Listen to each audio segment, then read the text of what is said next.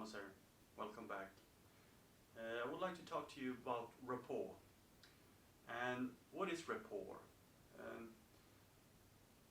It's like when you meet someone for the first time and you really sense a connection, sense that you two really connect. But you cannot put your finger on what it is, but you remember the feeling, and I really like this person. And that might be the reason that the other person have had a lot of rapport, or that you synced in some way. Because it's so crucial, it's so important. If you would like to establish trust, or if you would like to influence a person, you need to establish rapport first. So first establish rapport, then create influence, and then you can tell your vision. Because people buy the leaders first, then they buy the vision. And you will have a hard time establishing influence if you don't have rapport. So we are all different. And people often like people that are like themselves. Because you are the easiest person to get along with most of the time. But we are all different, and we have had different upbringings and different parents, different circumstances that have molded us to become the person that we are today. And if you generalize, which you shouldn't do, but roughly all people are in these categories. I will walk you through this. Either you are a task-oriented person, where you like to solve tasks, and you get a task and then you solve it, or you're most people-oriented, where you like people, social events, you get energy out of that. And some people get drained about that, they just want to be alone. And you could either also be outgoing, social, or introvert, that you prefer to be on yourself, by yourself. And you see you have a quadrant here. We're different. So if you're task-oriented, outgoing, you could be a dominant, a red person. Or if you are a people's person and you are outgoing, you are inspiring. But if you are introvert and task-oriented, you might be an engineer, or you like calculations or design, and you start on A and you finish on B, and everything is logic. Or if you are a people introvert person, you might be like Mother Teresa, that you care for people, that you care for animals, the nature, but you might not get so much done, you see, not task-oriented. It's more about feelings. And 60% of all humans are on this side. They like people, they might be introvert, but social. And 35% are on this side. And if you know this, and you can see how people react or how they behave, you might get a sense of how can I influence them. Because you cannot, as a dominant person, go to a secure person and say that I want this task done by tomorrow, and if you're not finished, the hell will break loose.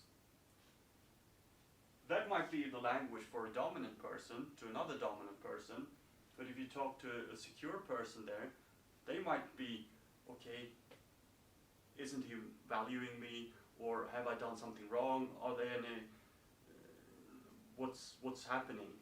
A feeling person here. So if you know that you're going to interact with this kind of person, you need to be more sensitive, you need to listen more, and you need to ask questions. Whether if you talk to a dominant person with that kind of language, feelings, and that soft thing, that person will be frustrated. tell me what to do and I will do it now. Cut the bullshit. And I learned this many years ago, the hard way, so to say. I was a manager for process system design, and I went into engineer and I asked him, can you do this for me? I would like to do as a dominant person, a red person. And that person just stepped back and really was not connecting at all. And what I learned after a while, that person was a really social person.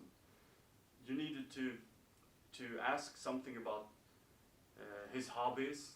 He liked to go hunting. Me, myself, I'm a hunter, so before I went in, I just asked him, have you been out hunting recently? Did you shoot any animals or deers? And we had a little chit chat about that. And after that introduction, I handed my problem and we solved it. So I established rapport with that person, and I was able to influence that person and then receive my goal. So you really need to see what kind of persons am I interacting with, and you need to alter your approach to that person depending on where the person is. But one thing that you always should keep in mind is be polite. I mean, common sense always works in the end. Be polite, grateful, thankful, being humble, all these basic things. But you can twitch that a little notch and be more smart on your approach. This kind of person, for instance, a very logical person, could be an engineer, working from A to B, often comes to you and wants to explain something, and you as a leader might really understand okay, I know what you're saying before you have said it, and the conclusion is this, and you should do like that.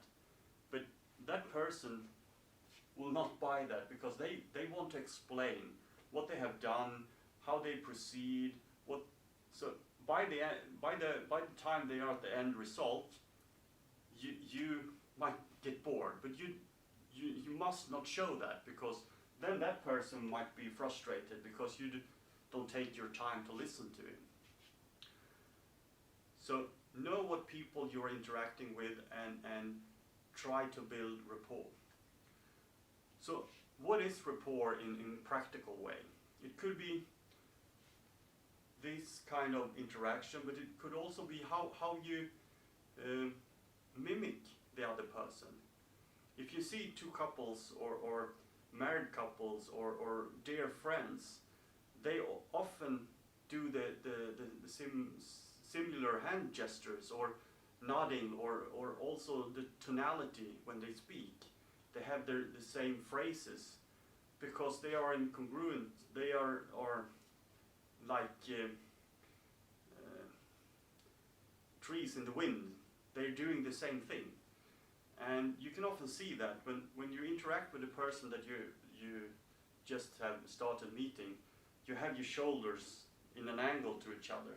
Because if you stand in front of each other, then it can become a threat. This body part here, your genitals and it's like a threat. That's why people often stand like this if they're nervous or cover their front. So you position yourself with your shoulder first. But then after a while, when you establish rapport, you turn to each other. And you might have your hands at the hip at the same time, or you might be nodding or so just be listening and seeing how the other person is positioned, and try to mimic them. Not right away, but 2 or 3 seconds after they have done another posture, or if they just fold their arms or they look like this. You can do that very subtle and just go and just mimic them and see what's happening.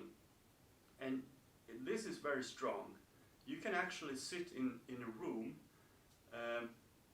not talking to the other person. Might be sitting in a bar, and the person you want to influence, you can sit and just do the same thing that the other person are doing.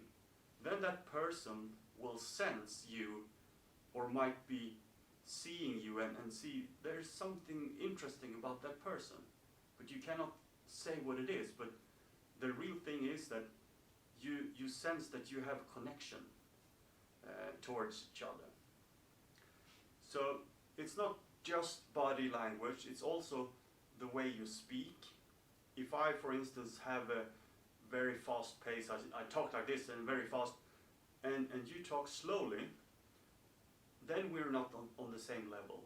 But if you are a natural slow talker and you adjust to my speed level, then we will be more in sync with each other. And also tonality, the way you breathe is also. So just practice while you're in the bus or at the train or at the airport. Try to look at other persons and try to do what they are doing. And you will see that your effect of creating rapport will increase rapidly. And when you have rapport, the other person will sense that you really are listening, and they are then willing to listen to you, and you can create more influence. Leadership is influence, and then you will get what you want if you help that other person get what they want. So rapport is so important that you establish early on. Otherwise you won't be able to influence the other person the way you would like to. And also this knowledge of that we are basically a little bit different from each other is very crucial when you should design your leadership group, because you have a tendency to recruit people that are like yourself, because you know how to manage yourself, but it takes a little bit more effort to manage someone totally opposite of you. But diverse team are always better, because that person might be adjusting for your weaknesses.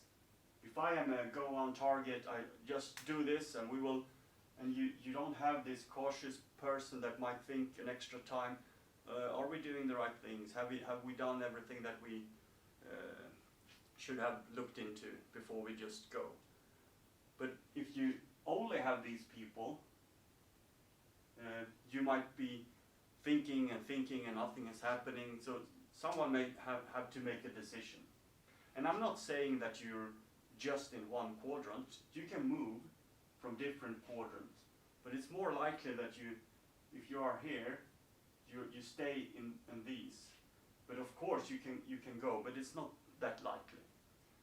So try to understand where you are yourself, where your tendency go, and try to see where your weak spot is, and try to compensate that with another person.